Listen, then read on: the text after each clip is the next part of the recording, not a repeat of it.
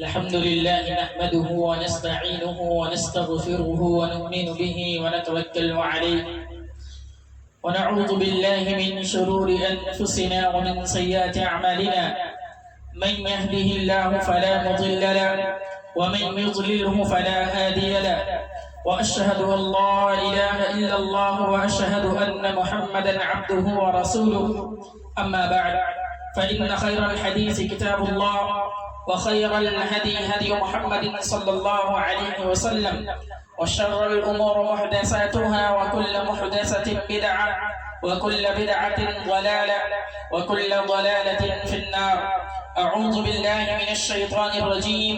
بسم الله الرحمن الرحيم. يا أيها الذين آمنوا اتقوا الله حق تقاته ولا تموتن إلا وأنتم مسلمون. يا أيها الناس اتقوا ربكم الذي خلقكم من نفس واحدة وخلق منها زوجها وبث منهما رجالا كثيرا ونساء، واتقوا الله الذي تساءلون به والأرحام إن الله كان عليكم رقيبا. يا أيها الذين آمنوا اتقوا الله وقولوا قولا سديدا يصلح لكم أعمالكم ويغفر لكم ذنوبكم، ومن يطع الله ورسوله فقد فاز فوزا عظيما. وقال تعالى في موضع آخر: قل إن كان آباؤكم وأبناؤكم وأبناؤكم وإخوانكم وأزواجكم وعشيرتكم وأموال اقترفتموها وتجارة تخشون كسادها ومساكن ترضونها أحب إليكم من الله ورسوله وجهاد في سبيله فتربصوا حتى يأتي الله بأمره. وقال النبي صلى الله عليه وسلم: لا يؤمن أحدكم حتى أكون أحب إليه من والده وولده والناس أجمعين. تمام قسم کی تعریف اللہ رب العالمین کے لیے، جس نے ہم تمام لوگوں کو اس دنیا کے اندر پیدا فرمایا اور پیدا کرنے کے بعد ہم کو وہ تمام نعمتیں عطا کی جن کے ذریعہ سے ہم اپنی زندگی بآسانی گزار سکیں. لاکھوں کروڑوں درود کی ڈالیاں نچھاور ہوں تمام انبیاء کرام پر، بالخصوص ہمارے آقا مدنی جناب محمد عربی صلی اللہ علیہ وسلم پر، جنہوں نے ہم تمام تک اسلام پہنچانے کی خاطر بہت سارے مصائب و مشکلات کا سامنا کیا اور ہم تک دین اسلام کو لا پہنچایا.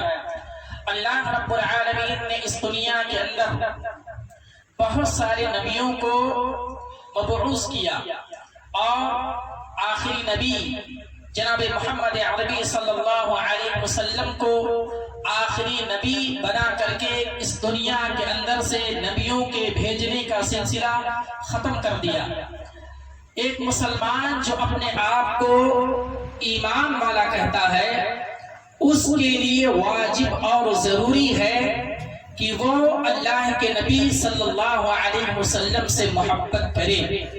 ایک مومن کے دل میں نبی اکرم صلی اللہ علیہ وسلم کے تئیں بہت ساری محبت ہونی چاہیے. اب سوال یہ پیدا ہوتا ہے کہ اللہ کے نبی صلی اللہ علیہ وسلم سے ہم اور آپ کو محبت کیوں ہونی چاہیے؟ قرآن مجید کے اندر اگر ہم دیکھیں تو سورہ آل عمران کے اندر اللہ رب العالمین نے اس کا جواب دیا ہے. کہا: لقد من اللہ علی المؤمنین اذ بعث فیہم رسولا من انفسہم یتلو علیہم آیاتہ ویزکیہم ویعلمہم الکتاب والحکمہ.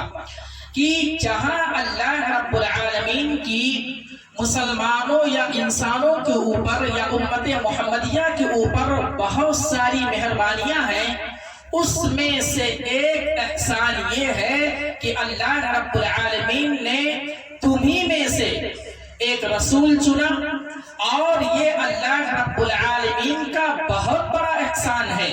اور رسول کیسا؟ جو تم کو تمہارے درمیان اللہ کی آیتوں کو پڑھ کر کے سناتا ہے اور صحیح اور غلط کی تمیز بتلاتا ہے. نبی اکرم صلی اللہ علیہ وسلم نے ہمیشہ مسلمانوں کی یا جو اللہ کے نبی صلی اللہ علیہ وسلم پر یا اللہ رب العالمین پر ایمان رکھتے، ان کو ہمیشہ اللہ کے نبی صلی اللہ علیہ وسلم نے صحیح اور غلط کی تمیز بتلائی. کہا یہ راستہ ہے، اگر اس راستے پر چلو گے تو سیدھے جنت کے اندر جاؤ گے، اگر یہ راستہ اس سے بھٹک گئے، صراط مستقیم سے بھٹک گئے تو تمہارا ٹھکانہ جہنم ہوگا.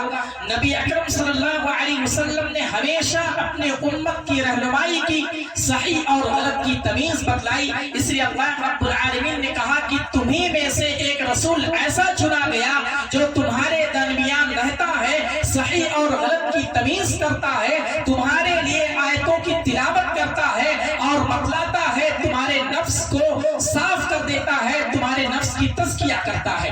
یہ اللہ رب العالمین کا احسان ہے. اس لیے ایک مومن کو جو اپنے آپ کو ایمان والا کہتا ہے اس کے لیے ضروری ہے کہ اللہ کے نبی صلی اللہ علیہ وسلم سے محبت کرے. اللہ کے نبی صلی اللہ علیہ وسلم سے محبت کس طریقے سے ہونی چاہیے؟ ایک مومن اللہ کے نبی صلی اللہ علیہ وسلم سے محبت کس طرح کرے؟ آئیے ایک واقعہ ہم اور آپ کو معلوم ہے. نبی اکرم صلی اللہ علیہ وسلم کو جب مجبور کر دیا گیا کہ آپ مکہ چھوڑ کر کے مدینہ کی طرف ہجرت کر جائیں، اللہ کے نبی صلی اللہ علیہ وسلم مجبوراً مکہ چھوڑتے ہیں اور آپ کے ساتھ اپنے ساتھی حضرت ابو بکر صدیق رضی اللہ تعالی عنہ موجود ہوتے ہیں. مدینہ مکہ سے چپکے نکلتے ہیں اور غار ثور میں جا کر کے پناہ لیتے ہیں. غار ثور میں داخل ہونے سے پہلے حضرت ابو بکر صدیق رضی اللہ تعالی عنہ کہتے ہیں اے نبی پاک صلی اللہ علیہ وسلم آپ ابھی غار کے اندر مت جائیے، ہو سکتا ہے غار کے اندر کوئی ایسا موذی جانور ہو، خطرناک جانور ہو، آپ کو ڈس لے، آپ کو تکلیف ہو. میں پہلے غار کے اندر جاتا ہوں، غار کی صاف صفائی کرتا ہوں، اس کی دیکھ بھال کرتا ہوں، کیا چیزیں مضر ہیں، کیا چیزیں ایسی ہیں جس سے آپ کو تکلیف پہنچ سکتی ہے، اس کو صاف کرتا ہوں، اس کو دور کرتا ہوں. اس کے بعد آپ غار کے اندر داخل ہوئیے. حضرت ابو بکر صدیق رضی اللہ تعالی عنہ غار کے اندر جاتے ہیں. غار کے اندر جانے کے بعد دیکھتے ہیں بہت سارا جالا مکوڑا، بہت ساری چیزیں ہیں، اس کو صاف کرتے ہیں. صاف صفائی کرنے کے بعد پھر نظر پڑتی ہے بہت زیادہ سوراخ ہوتے ہیں. تمام سوراخ کو اپنے تہبند کو پھاڑ کر کے سوراخ کو بند کر دیتے ہیں. 2 سوراخ باقی رہتے ہیں، 2 سوراخ بچ جاتے ہیں. حضرت ابو بکر صدیق رضی اللہ تعالی عنہ اپنے دونوں پیر کو اس سوراخ پر رکھ لیتے ہیں. اس کے بعد نبی اکرم صلی اللہ علیہ وسلم کو کہتے ہیں اے نبی پاک صلی اللہ علیہ وسلم آپ اندر آ جائیے. نبی اکرم صلی اللہ علیہ وسلم تشریف لے جاتے ہیں. تھکے مارے سفر کر کے غار کے اندر جاتے ہیں.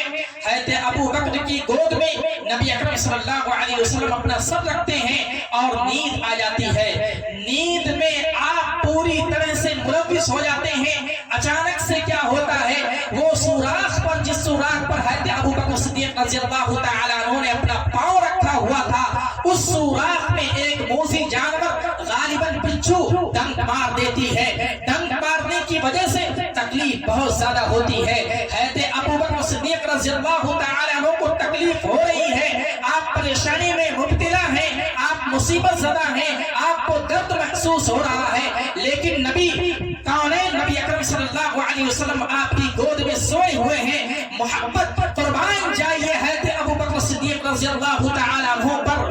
تکلیف کی شدت میں ہیں، پریشان ہیں، آنکھ سے آنسو زاروں قطار ہونے لگتے ہیں، آنکھ سے آنسو بہتا ہے. آنکھ سے آنسو گرنے کے بعد نبی اکرم صلی اللہ علیہ وسلم کے رخسار پر گال پر پڑتا ہے.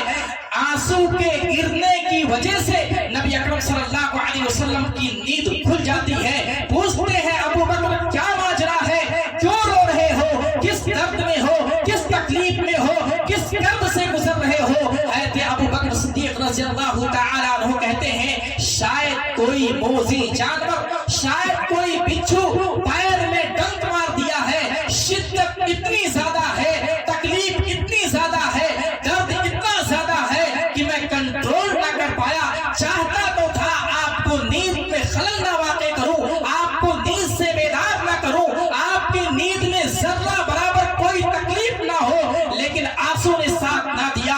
آنسو گر گئے. آپ کے رخسار پر آنسو گرتے ہی نبی اکرم صلی اللہ علیہ وسلم اٹھ جاتے ہیں. یہ محبت. اس طریقے سے صحابہ کرام نے نبی اکرم صلی اللہ علیہ وسلم سے محبت کی.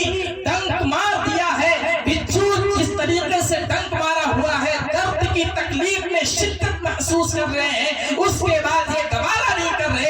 نبی اکرم صلی اللہ علیہ وسلم کی نیند کو ذرہ برابر بھی کوئی تکلیف ہو اور نیند سے وہ جگ جائے، آنسو گرتے ہیں، نبی اکرم صلی اللہ علیہ وسلم اٹھتے ہیں، اپنے لعاب مبارک کو نکالتے ہیں اور آپ کے پیر میں لگاتے ہیں، تکلیف جو ہے، درد جو ہے کم ہوتا ہے، اس کے بعد نبی اکرم صلی اللہ علیہ وسلم اٹھ کر کے بیٹھ جاتے ہیں۔ اس طریقے سے صحابہ کرام نے نبی اکرم صلی اللہ علیہ وسلم سے محبت کی۔ ہم اور آپ آج دعویٰ کرتے ہیں ہم کو نبی سے محبت ہے، ہم نبی سے محبت کرتے ہیں۔ اگر کوئی مومن بندہ یہ دعویٰ کرتا ہے کہ ہم کو نبی سے محبت ہے تو صحابہ کرام نے کر کے دکھلا دیا کہ محبت کس طریقے سے کی جاتی ہے۔ دعویٰ کھوکھلا نہیں ہونا چاہیے کہ ہم دعویٰ کریں نبی سے محبت ہے اور ہم اور آپ نبی کے فرما بردار نہ ہو، نبی کے بتائے ہوئے طریقے پر نہ چلیں، یہ تقاضا نہیں ہے۔ محبت کیوں ہونی چاہیے یہ تذکرہ کر دیا گیا، محبت کس طریقے سے ہونی چاہیے یہ بھی ذکر کر دیا گیا۔ اب محبت کا تقاضا کیا ہے، تین چیزیں میں بتلا کر کے اپنی بات کو ختم کرتا ہوں۔ پہلا تقاضا، یعنی اگر کوئی آدمی مدعی ہے، دعویٰ کرتا ہے کہ اس کو نبی سے محبت ہے تو اس کے لیے پہلی اور ضروری چیز ہے کہ وہ نبی کی اتباع کرے، اللہ اور اس کے رسول کی فرما برداری کرے۔ حقیقی معنوں میں محبت اللہ اور اس کے رسول سے یہی ہے کہ اس کی اتباع کی جائے۔ قرآن کو دیکھتے ہیں، اللہ رب العالمین نے قرآن مجید کے اندر کہا قُلْ إِن كُنْتُمْ تُحِبُّونَ اللَّهَ فَاتَّبِعُونِي يُحْبِبْكُمُ اللَّهُ وَيَغْفِرْ لَكُمْ ذُنُوبَكُمْ کہ اے نبی پاک صلی اللہ علیہ وسلم کہہ دیجئے اگر کوئی دعویٰ کرتا ہے یا اگر کوئی تم سے محبت کرتا ہے، اللہ اور اس کے رسول سے اس کی محبت ہے، فَاتَّبِعُونِي تو کہہ دیجئے کہ نبی پاک صلی اللہ علیہ وسلم کی اتباع کرے۔ جس کام کو کرنے کا حکم دیا گیا ہے وہی کام کیجئے، جس کام سے روک دیا گیا ہے اس سے رک جائیے۔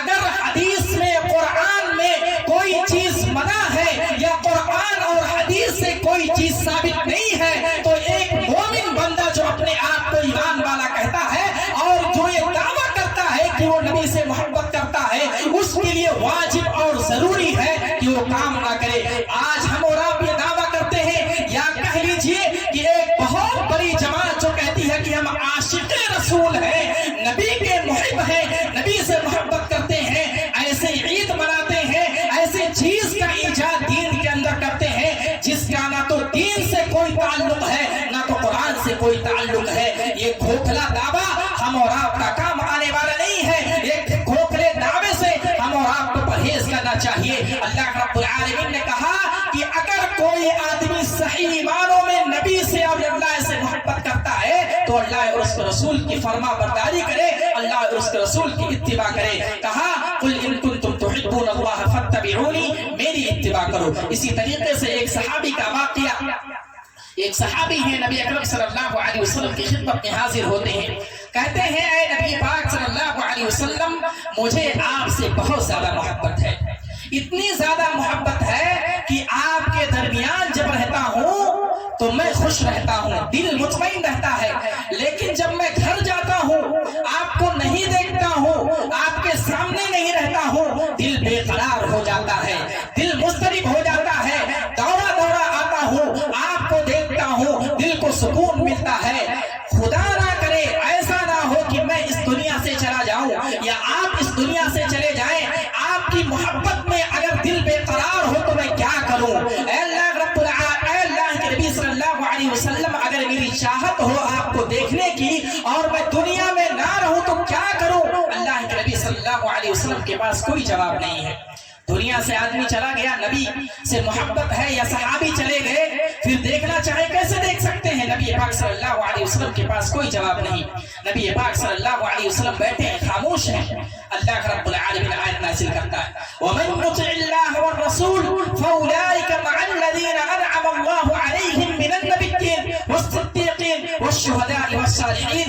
جو اللہ اور اس کے رسول کی اتباع دنیا کے اندر کرتا ہے تو اگر وہ یہ چاہتا ہے کہ جس طریقے سے وہ نبی کے ساتھ دنیا کے اندر ہے وہ آخرت میں اگر اللہ اور اس کے رسول کی اتباع کرتا ہے تو اس کا ساتھ نبیوں کا ساتھ ہوگا، علیہم من النبیین، وہ نبیوں کے ساتھ ہوگا، والصدیقین، صدیقین کے ساتھ ہوگا، والشہداء والصالحین، شہداء کے ساتھ ہوگا، صالحین کے ساتھ ہوگا۔ تو اگر ہم اور آپ نبی سے محبت کرتے ہیں تو محبت کرنا کافی نہیں ہے، اللہ اور اس کے رسول کی اتباع کرنی ضروری ہوگی۔ اگر ہم اللہ اور اس کے رسول کی اتباع کرتے ہیں تو دنیا میں بھی ہماری بھلائی ہے اور آخرت میں بھی انشاءاللہ ہم نبیوں کے ساتھ ہوں گے، شہداء کے ساتھ ہوں گے، صالحین کے ساتھ ہوں گے، صدیقین کے ساتھ ہوں گے۔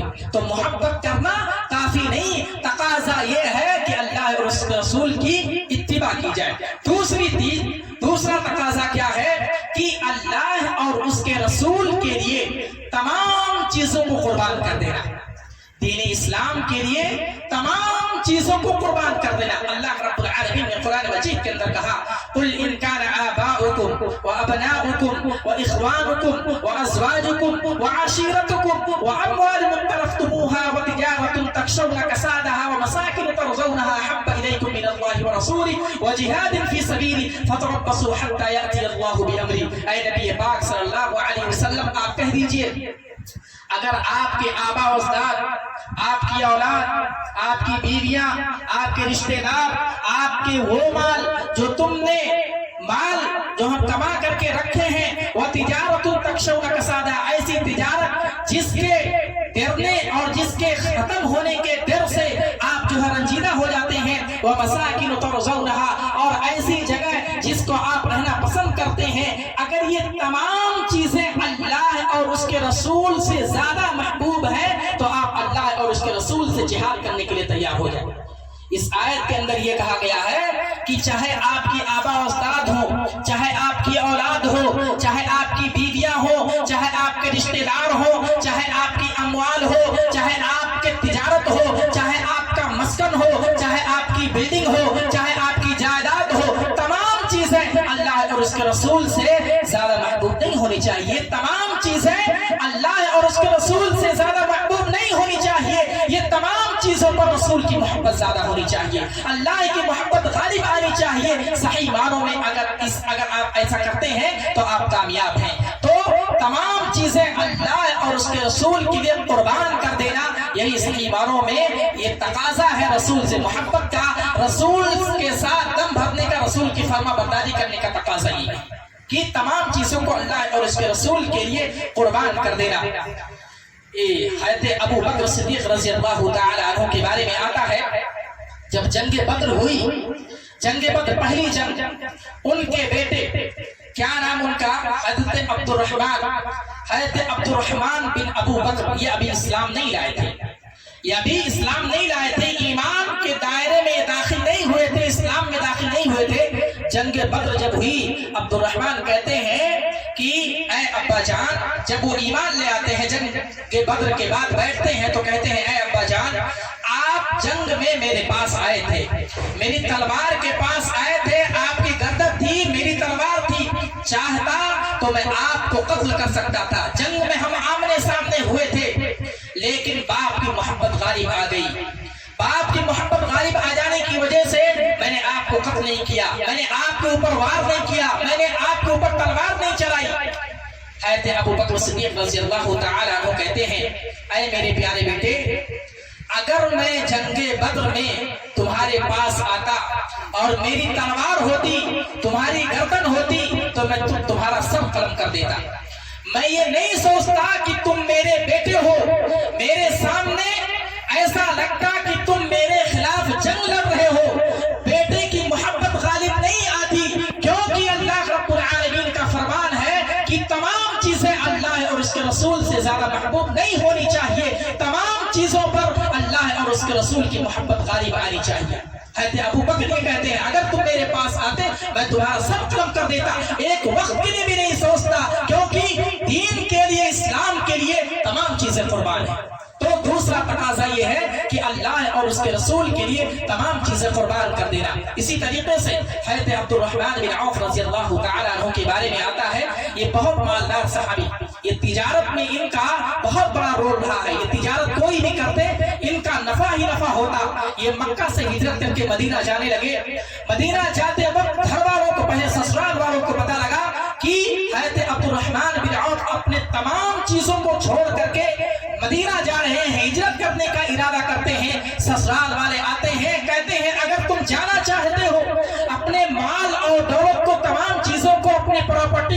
چھوڑ کر کے جانا چاہتے ہو تو جاؤ، لیکن بیوی جو ہماری بیٹی ہے، تمہاری جو بیوی ہے، ہماری جو بیٹی ہے، ہمارے پاس واپس کر دو، ہم اپنی بیٹی کو تمہارے ساتھ نہیں جانے دیں گے۔ حضرت عبد الرحمن بن عوف اپنی بیوی کو چھوڑ دیتے ہیں، کہتے ہیں ٹھیک ہے کوئی بات نہیں، لیکن میں ہجرت کروں گا، میری بیوی آڑے نہیں آ سکتی، میری بیوی کی محبت غالب نہیں آ سکتی کہ میں اللہ اور اس کے رسول کے لیے مکہ نہ چھوڑوں، ہجرت نہ کروں۔ بیوی کو دے دیا۔ اس کے بعد گھر والے آتے ہیں، ساتھ میں گود میں ایک بچہ ہوتا ہے حضرت عبد الرحمن بن عوف کا، گھر والے آتے ہیں، باپ آتا ہے، والد صاحب آتے ہیں، بچے کو چھین لیتے ہیں، کہتے ہیں تم مکہ چھوڑ کر کے جانا چاہتے ہو جاؤ، لیکن یہ بچہ ہمارا ہے، ہمارے خاندان سے، ہماری نسل سے ہے، اس بچے کو ہمارے پاس جو ہے جمع کر دو۔ بچہ بھی دے دیتے ہیں۔ ایک باپ اپنے بچے سے، چھوٹے بچے سے کیسے محبت کرتا ہے ایک باپ یہ اندازہ لگا سکتا ہے۔ بچے کو بھی قربان کر دیتے ہیں، ہاتھ میں ایک پوٹلی رکھتے ہیں جس میں تھوڑا سا مال ہوتا ہے، روپیہ پیسہ ہوتا ہے، بھائی لوگ آتے ہیں، وہ جو ٹکڑا پوٹلی جو ہاتھ میں ہوتی ہے اس کو بھی چھین لیا جاتا ہے۔ اس کے بعد حضرت عبد الرحمن بن عوف، بیوی چھین لی گئی، بچہ چھین لیا گیا، مال و دولت جو ہاتھ میں روپیہ پیسہ اس کو چھین لیا گیا، صرف اس وجہ سے یہ کہہ رہے ہیں کہ مکہ چھوڑ کر کے مت جاؤ، ہجرت مت کرو، اللہ اور اس کے رسول کی طرف مت جاؤ۔ لیکن حضرت عبد الرحمن بن عوف نے یہ ٹھان لیا تھا، یہ عزم کر لیا تھا، یہ ارادہ کر لیا تھا کہ اللہ اور اس کے رسول کی راہ میں تمام چیزیں قربان کر دوں گا۔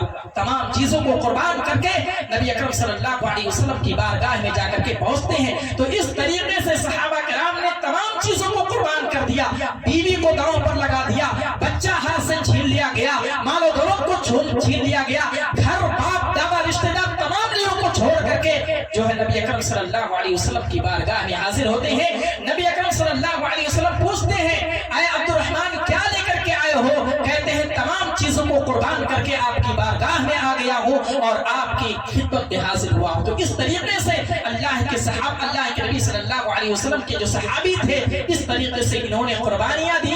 تو رسول سے محبت یہ کافی نہیں ہے، اس کے لیے تمام چیزوں کو قربان کرنا یہ تقاضا ہے۔ پہلی چیز اللہ اور اس کے رسول کی اتباع، دوسری اللہ اور اس کے رسول کے لیے تمام چیزوں کو قربان کر دینا، اور تیسری چیز اپنی پوری زندگی میں، جو ہماری زندگی ہے، اپنی پوری زندگی میں ہر موڑ پر نبی اکرم صلی اللہ علیہ وسلم کو اپنا اسوہ اور نمونہ ماننا۔ نبی اکرم صلی اللہ علیہ وسلم نے کس طریقے سے نماز پڑھی اس طریقے سے نماز پڑھنا، نبی اکرم صلی اللہ علیہ وسلم نے کس طریقے سے روزہ رکھا اس طریقے سے روزہ رکھنا۔ اللہ رب العالمین نے قرآن مجید کے اندر کہا لقد کان لکم فی رسول اللہ اسوۃ حسنہ، تمہارے لیے نبی اکرم صلی اللہ علیہ وسلم کی پوری زندگی کو اسوہ اور نمونہ قرار دیا گیا ہے۔ ہم اور آپ نماز پڑھیں تو نبی اکرم صلی اللہ علیہ وسلم کی نماز کی طرح، روزہ رکھیں نبی اکرم صلی اللہ علیہ وسلم کی روزے کی طرح، اٹھیں نبی کی طرح، بیٹھیں نبی کی طرح، کھانا کھائیں نبی کی طرح، سوئے نبی کی طرح، اٹھیں نبی کی طرح، کسی راستے سے چل رہے ہم نبی اکرم صلی اللہ علیہ وسلم کی طرح چلیں، پوری زندگی ہماری نبی اکرم صلی اللہ علیہ وسلم کی طرح ہونی چاہیے۔ ہم اور آپ اس بات کا خیال کریں، ہماری شادی وغیرہ میں اس بات کا خیال کریں کہ نبی اکرم صلی اللہ علیہ وسلم نے کیا تعلیم دی ہے، نبی اکرم صلی اللہ علیہ وسلم نے کس طریقے سے شادی کرنے کا حکم دیا ہے۔ خیر النکاح ایسرہ، کہا گیا کہ سب سے بہترین نکاح وہ ہے جس میں کم پیسہ خرچ کیا جائے، جس نکاح میں آسانیاں ہو، وہ نکاح سب سے بہتر ہے۔ آج اگر ہم اور آپ یہ دعویٰ کرتے ہیں کہ ہم نبی اکرم صلی اللہ علیہ وسلم سے محبت کرتے ہیں تو یہ تقاضا ہے کہ اپنی زندگی کو نبی اکرم صلی اللہ علیہ وسلم کی زندگی کی طرح بنائیں، اپنی زندگی میں نبی اکرم صلی اللہ علیہ وسلم نے جس طریقے سے کرنے کا حکم دیا ہے اسی طریقے سے اپنی زندگی میں وہ کام کریں۔ لیکن افسوس کے ساتھ یہ کہنا پڑتا ہے ہماری شادیوں کو دیکھ لیجئے، نبی کی شادی کی طرح نہیں، ہمارے لباس نبی کے لباس کی طرح نہیں، ہمارے چہرے نبی کے چہرے کی طرح نہیں، ہماری داڑھی نبی کی داڑھی کی طرح نہیں، ہمارا چلنا نبی کے چلنے کی طرح نہیں، ہمارا اٹھنا نبی کے اٹھنے کی طرح نہیں۔ کس طریقے سے ہم یہ دعویٰ کر سکتے ہیں کہ ہم نبی سے محبت کرتے ہیں، ہم نبی اکرم صلی اللہ علیہ وسلم کے گرویدہ ہیں، نبی اکرم صلی اللہ علیہ وسلم سے محبت کرتے ہیں؟ یہ کھوکھلا دعویٰ کام کا نہیں ہے۔ نبی اکرم صلی اللہ علیہ وسلم نے کہا من احدث فی امرنا ھذا ما لیس منہ فہو رد،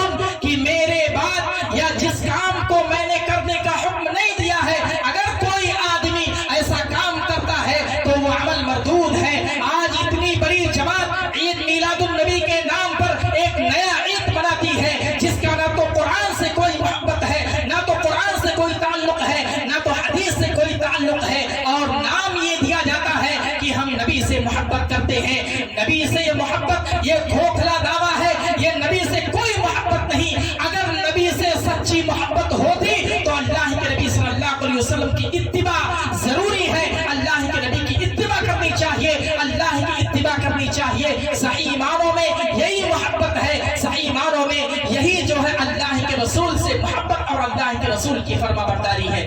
یہ نام نہاد لوگ کہتے ہیں ہم نبی سے محبت کرتے ہیں اس لیے جو عید میلاد النبی مناتے ہیں, کوئی تعلق نہیں نہ قرآن سے, نہ حدیث سے, نہ صحابہ کرام کے عمل سے, نہ نبی کے عمل سے, نہ تابعی کے عمل سے, نہ تبع تابعی کے عمل سے, کسی کے بھی عمل سے یہ عمل ثابت نہیں ہے. اس لیے ہم اور آپ کھوکھلے دعوے سے بچیں. ہمارا اٹھنا بیٹھنا نبی کی طرح ہو, پوری زندگی ہماری نبی اکرم صلی اللہ علیہ وسلم کی طرح ہونی چاہیے. اگر اس طریقے سے ہماری زندگی ہے تو صحیح معنوں میں ہم نبی سے محبت کرتے ہیں. ورنہ ہم اپنی زندگی کے بارے میں محاسبہ کریں, غور و فکر کریں, اپنے عمل پر نظر ڈالیں, اپنے کرتوتوں پر نظر ڈالیں, اپنے نام اعمال کے بارے میں سوچیں. اگر ہماری زندگی نبی کی زندگی سے میل کھاتی ہے تو صحیح معنوں میں ہم اللہ کے نبی سے محبت کرتے ہیں, ورنہ یہ سب دعوے کھوکھلے دعوے ہیں. تو تین چیزیں بتائی گئی.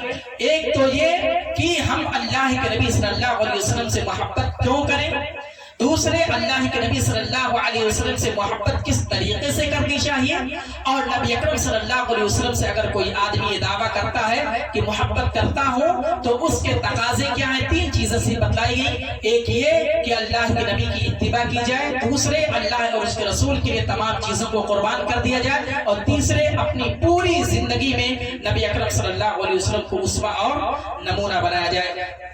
اخیر میں اللہ رب العالمین سے دعا ہے کہ اللہ رب العالمین تو ہمیں کہنے سننے سے زیادہ عمل کرنے کی توفیق عطا فرمائے.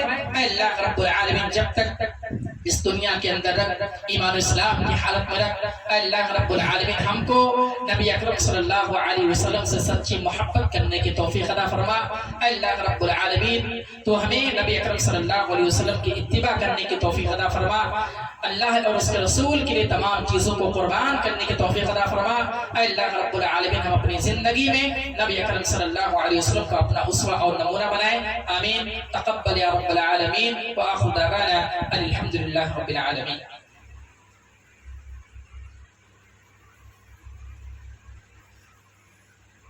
الحمد لله وكفى وسلام على عباده الذين اصطفى. أما بعد إن الله وملائكته يصلون على النبي يا أيها الذين آمنوا صلوا عليه وسلموا تسليما.